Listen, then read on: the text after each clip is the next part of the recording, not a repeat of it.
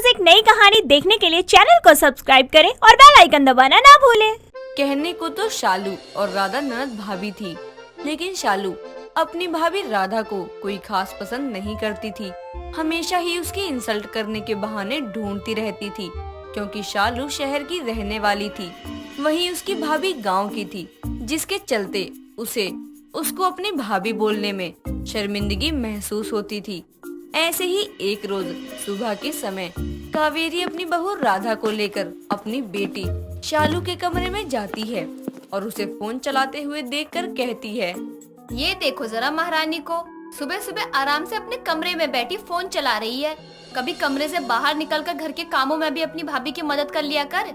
माँ, मैं फोन नहीं चला रही हूँ, बल्कि अपनी पढ़ाई से जुड़ी कुछ चीजों को ऑनलाइन क्लास ले रही थी। आपको तो बस यही लगता है कि मैं हमेशा फोन में ही लगी रहती हूँ। कोई बात नहीं ननद जी, आप पढ़ाई कर लो, हम बाद में आ जाएंगे बात करने के लिए। चुप कर बहू, तुझे कुछ नहीं पता है। और तू लगना क्या है, जो हमेशा दिखाई देता है वही बोल रही हूँ। अच्छा ठीक है माँ, वैसे भी आपसे बहस में कोई जीत नहीं सकता। आप बताइए कि सुबह सुबह मेरे कमरे में क्या कर रही हैं इनको लेकर। पहली बात तो ये कि ये तेरी भाभी है और तू राधा बहू को भाभी बोलकर बुलाया कर। और तुझे अपनी भाभी को मार्केट लेकर जाना है करवा चौथ की शॉपिंग के लिए, साथ ही पार्लर भी लेकर जाइयो। और बहू का पहला करवा चौथ का व्रत है, तो उसमें कोई कमी नहीं चाहती मैं। माँ, मैं आपको क्या इनके असिस्टेंट लगती हूँ क्या, जो हर जगह इनको लेकर जाऊँ? ले ही जाना है तो भैया को लेकर जाए, मैं इनको लेकर कहीं नहीं जाने वाली हूँ। देख, तेरा भाई बाहर गया है, शाम तक आएगा और मुझे भी कहीं बाहर जाना है बहुत जरूरी काम से। और बहू अभी गांव से आई है, उसे रास्ता पता नहीं है, इसलिए बोल रही हूँ तुझे जाने के लिए। तो फिर किसने कहा था कि मेरे लिए गांव वाली भाभी लेकर आओ? मेरी सभी सहेलियों की भाभी तो देखो कितनी मॉडर्न और कितनी अच्छी है, शहर की है, और एक मेरी भाभी है गांव की गंवार भाभी। जाने दीजिए माँ जी, मुझे कुछ नहीं चाहिए, ना ही मुझे कहीं जाना है। राधा इतना कहकर वहाँ से चली जाती है। उसको उदास कमरे में जाते हुए देखकर कावेरी शालू को बहुत सुनाती है। अपनी माँ को इतने गुस्से में देखकर वो अपनी माँ की बात मान लेती है और थोड़ी देर बाद अपनी भाभी राधा के साथ तैयार होकर मार्केट के लिए निकल जाती है। शालू जैसे ही राधा को लेकर मॉल में पहुँचती है, तभी उसकी नजर एस्केलेटर पर जाती है, जिसे देखकर वो बड़ी जोर से चिल्लाते हुए शालू से कहती है, ननद जी वो देखिए चलाने वाली सीढ़ियाँ, हाय दैया, आज हम इसको पहली बार देख रहे हैं। ये तो बिल्कुल जादू है, एक सीढ़ी पर पैर रखो, बस खुद ही ऊपर पहुंच जाओ। आप ये क्या कर रही हैं? उठिए, सब लोग आपको ही देख रहे हैं। और इससे चलने वाली सीढ़ियाँ नहीं, एक्सीलेटर कहते हैं। हे भगवान, कहाँ से मुझे एक गांव की भाभी दे दी, जिन्हें एक्सीलेटर का मतलब ही नहीं पता। उसे देखकर ऐसे खुश हो रही है जिसे पता नहीं क्या देख लिया हो। आपने सुना नहीं मैंने क्या कहा आपसे? सुन लिया ननद जी, लेकिन एक बार जरा इसको जी भर के देख तो लेने दीजिए, तब चलते हैं आगे। आगे चलने के लिए उठना तो पड़ेगा, और हमें इसी से ऊपर जाना है। आपने ही कहा ना कि आपने इसे आज पहली बार देखा है, तो अब इस पर चलकर भी देख लीजिए।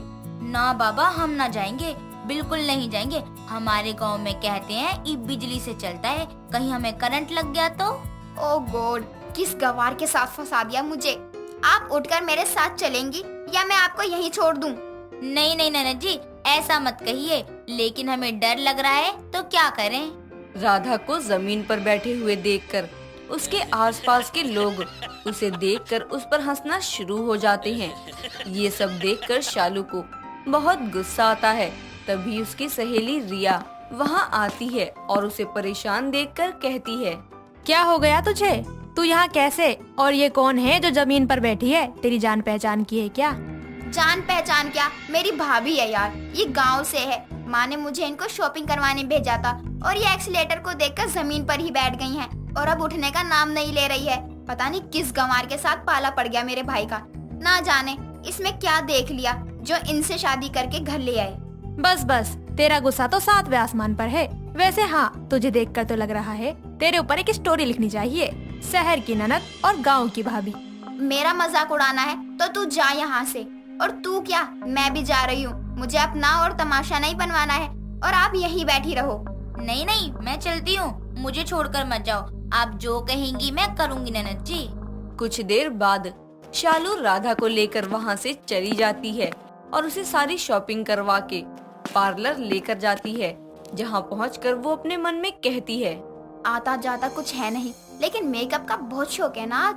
आज आपकी वजह से पूरे मॉल में मेरा तमाशा बन गया। अब देखो आपका कैसे तमाशा बनवाती हूँ। घर में होने वाला करवा चौथ के फंक्शन में दोबारा कभी पार्लर आने की सोचेंगी भी नहीं। शालू इतना सोचकर मेकअप वाली से कहकर अपनी गांव की भाभी राधा का फनी मेकअप करवा के घर के लिए निकल जाती है। कुछ समय बाद दोनों घर पहुंचती हैं और उसके घर में जमा हुए सारे मेहमान राधा का मेकअप देखकर उस पर जोर जोर से हंसने लगते हैं। तभी कावेरी और उसके बेटे सूरज की नजर शालू और राधा पर पड़ती है, जिन्हें देखकर कावेरी गुस्से में शालू से कहती है, शालू, तूने अपनी भाभी का ये क्या हाल बना दिया? ये कैसा मेकअप करवाया है तूने? देख, सब लोग कितना हंस रहे हैं इस पर। तूने इसके भोलेपन का फायदा उठाकर सही नहीं किया। माँ मैंने क्या किया है? आपने कहा पार्लर ले जाओ, तैयार करवा के ले आई मैं अभी ने। अब इन पर मेकअप शूट नहीं किया तो मैं क्या कर सकती हूँ? तुमने क्या किया है? अरे उसकी शक्ल देखो, कितना फनी मेकअप करवाया है तुमने उसका। उसको नहीं पता था कुछ, वो तो गांव की है, लेकिन तुम तो शहर की हो ना। लेकिन तुम्हें वो पसंद ही नहीं है, इसलिए तुमने ये सब किया है। आप लोग ननद जी को क्यों डांट रहे हो? उन्होंने तो मेरे लिए आज बहुत कुछ किया है। देखिए ना, सब लोग मुझे देखकर कितना खुश हो रहे हैं। बहू, लोग तुझे देखकर खुश नहीं हो रहे हैं बल्कि हंस रहे हैं। माँ सही कह रही है राधा और शालू, तूने ये मजाक करके अच्छा नहीं किया।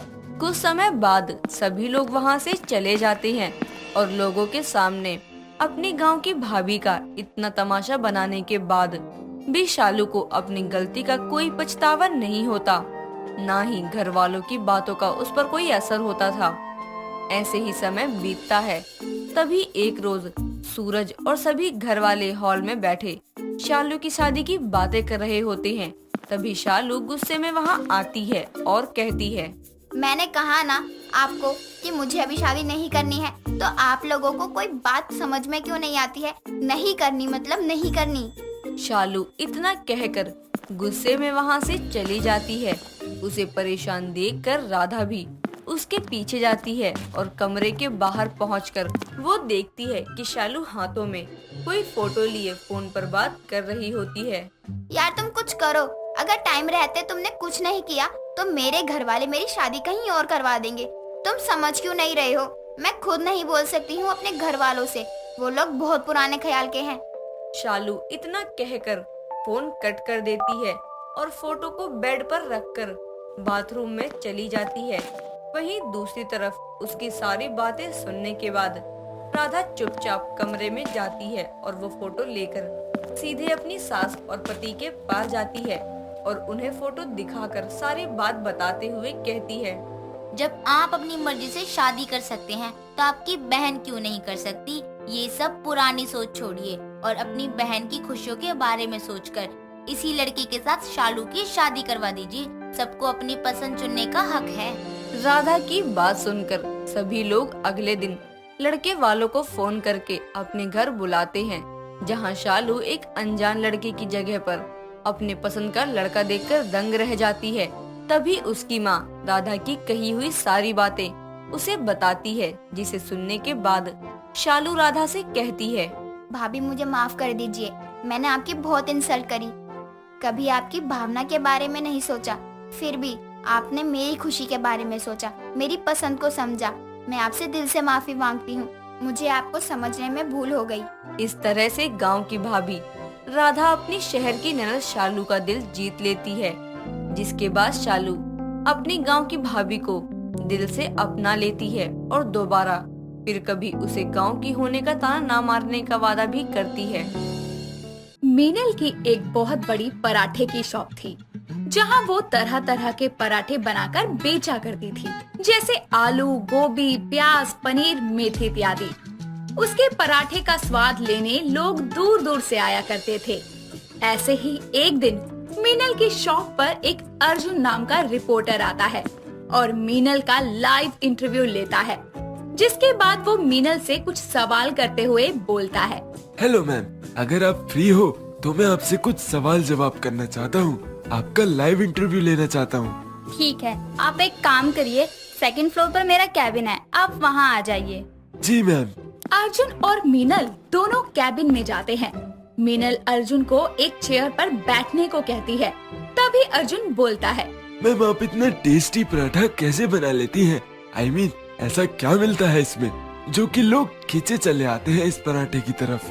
चाहे पराठे हो या खाने की कोई और डिश, अगर उन्हें प्यार और सब्र के साथ बनाया जाए तो वो टेस्टी ही बनेंगी। वैसे मैम आपका नाम तो मीनल है, मगर इस शॉप का नाम मोहित क्यों है? ये नाम मेरी जिंदगी है जिसके सहारे में जी रही हूँ। मतलब मोहित मेरे पति का नाम है। आप शादीशुदा हैं? हाँ, लेकिन अब वो दुनिया में नहीं रहे। Oh, I am really sorry ma'am. It's okay. जी मैं आपसे जानना चाहता हूँ कि आपकी इस तरक्की के पीछे आपके साथ साथ और किसका हाथ है? मेरे पति और मेरी सास। मोहित पति होने के साथ साथ एक अच्छे दोस्त भी थे जो कि मुझे हमेशा सपोर्ट करते रहे। मैम हमें आपकी पूरी कहानी सुननी है। अच्छा सुनिए फिर। मीनल अपने बीते दिनों के किस्से सुनाना शुरू करती है।